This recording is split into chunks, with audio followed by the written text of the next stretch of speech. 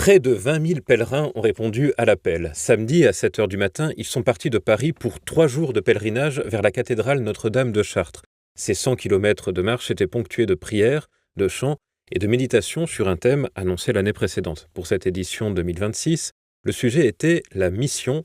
Avec cette parole du Christ, vous serez mes témoins jusqu'aux extrémités de la terre. L'abbé Jean de Massiat, aumônier général du pèlerinage de Chartres, nous parle de l'importance de ce thème. Ce thème est important à tous les siècles depuis que le Christ a envoyé ses apôtres en mission. Vous serez mes témoins jusqu'aux extrémités de la terre. C'est dans le premier livre des Actes, premier chapitre des Actes des Apôtres. Et depuis, à chaque siècle, la mission est essentielle puisqu'il s'agit ni plus ni moins du salut des âmes, des désirs brûlants du Christ, de rendre heureux les hommes par la connaissance de sa vérité, la connaissance de cette bonne nouvelle de l'Évangile. Et donc, les pèlerins de Chartres, les 20 000 pèlerins qui sont arrivés aujourd'hui à la cathédrale ont pu s'imprégner durant ce pèlerinage de ce thème fondamental et j'espère qu'ils vont rayonner. Comme chaque Pentecôte depuis 1983, le pèlerinage de Chartres rassemble des fidèles catholiques, pour la plupart attachés à la messe traditionnelle, de nombreuses personnes récemment converties, ainsi que des pèlerins en recherche. Depuis plusieurs années, le pèlerinage est victime de son succès. Déjà en 2023, le nombre de demandes avait poussé les organisateurs à clôturer les inscriptions 2 semaines avant l'événement.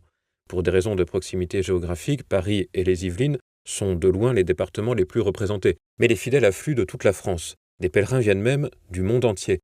Environ 1400 marcheurs arrivent de l'étranger, principalement de Belgique, de Grande-Bretagne et d'Italie, et, de façon plus marginale, des continents américains et océaniens.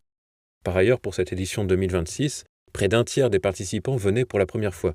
Avec 15 000 pèlerins en 2022, le chiffre approche maintenant des 20 000 et pourrait tendre à la hausse dans les années à venir. Un succès qui pose des défis logistiques que nous décrit Philippe Darentière, président de l'association Notre-Dame de Chrétienté. Il nous appartient de gérer au temporel l'accueil de ces pèlerins.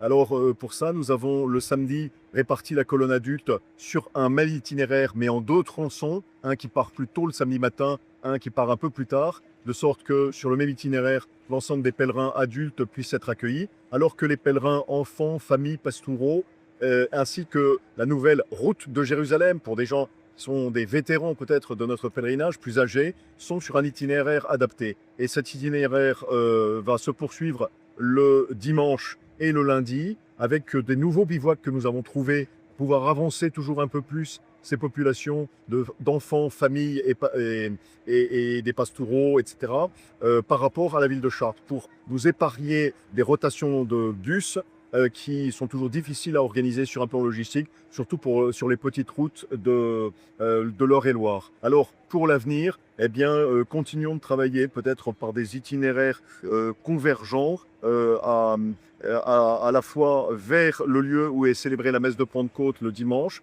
et puis ensuite à nouveau vers Chartres, de façon à pouvoir continuer d'accueillir des pèlerins dans les meilleures conditions. Cette année, une autre difficulté était de la partie, la chaleur. Pendant 3 jours, les pèlerins ont marché sous un soleil brûlant, avec des températures dépassant souvent les 30 degrés. Mais malgré des conditions plus difficiles que les années précédentes, ils ont toujours ressenti la même joie et la même émotion lundi en arrivant à la cathédrale de Chartres. Je suis trop heureuse, c'était exceptionnel. Vraiment, il y a une ambiance hyper familiale. J'ai marché avec plein d'amis trop chouettes. Donc voilà, je suis hyper heureuse. Mais c'est vrai que c'était pas toujours évident de marcher sous le cagnard. Après, ça fait aussi partie d'un sacrifice qu'on peut offrir. Donc je suis très contente. Je pense que je ressors de ce pèlerinage avec un élan missionnaire plus grand. Une envie de m'investir dans des œuvres, comme disait notre aumônier général. S'engager dans des œuvres au service de la mission.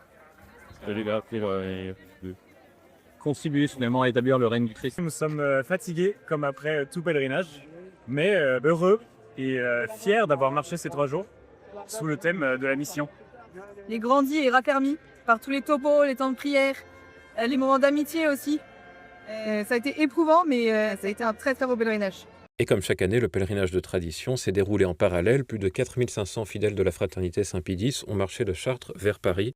Venus de toute la France, mais aussi d'Allemagne, de Grande-Bretagne ou encore du Canada, ils sont arrivés lundi à Paris pour une messe devant la cathédrale Saint-Louis des Invalides.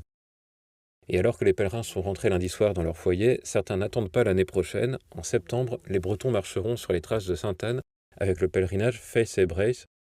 En octobre, ce seront les Provençaux qui auront voir le tombeau de Marie-Madeleine pendant le pèlerinage Nostophet, et les Normands marcheront vers le sanctuaire de Montligeon. Dans de nombreuses régions, des volontaires travaillent à l'organisation d'autres rassemblements suivant le modèle du pèlerinage de Chartres, avec l'idée de faire fleurir la chrétienté dans toute la France.